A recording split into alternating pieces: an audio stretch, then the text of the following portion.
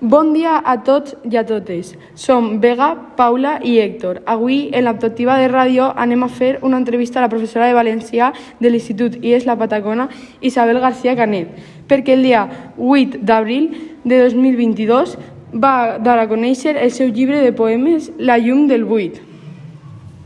Hola, bon dia.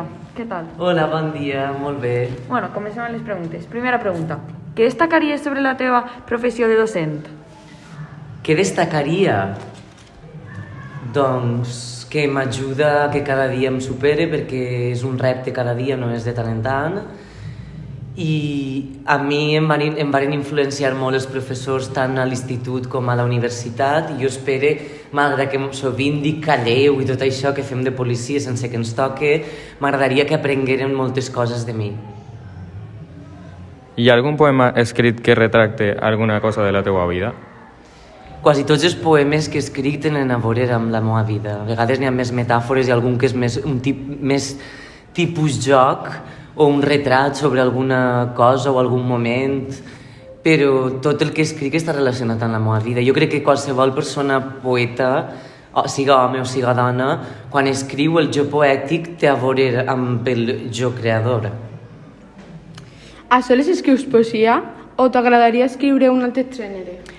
A veure, jo vaig començar a escriure poesia, als 8 anys ja vaig escriure algun poema, que a partir d'ells profes i els mestres em van animar, però un any fa 20 anys de la meva primera publicació del Premi Ciutat d'Olot.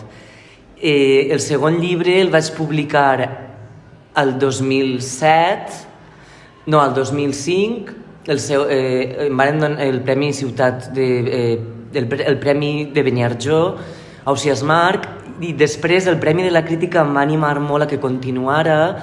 El 2010 vaig treure l'Os de la Música, que va ser el Premi Estellers de Poesia de Burjassot, i enguany he guanyat l'any passat l'altre, però es va publicar l'any passat, amb La llum del buit, l'11è Premi Vila de Torrent. Jo també he escrit relats. De fet, n'hi ha un llibre que es diu Entre dones, de Balandra Edicions, en el qual n'hi ha un relat meu de 7 o 8 pàgines que es diu Cèrvols, i per a mi és l'inici d'una futura novel·la o d'un llibre de narrativa o d'un guió cinematogràfic. I he escrit una obra entre teatre i performance poètica, Nit de Sal, que m'ho va publicar la Institució de les Lletres Catalanes 2014, i jo confio que això algun dia es duga a terme, perquè és com un espectacle. També he escrit alguns articles a alguns diaris com La Veu i alguna revista, però sobretot escric poesia. Moltes gràcies, Isabel. De res, només és això.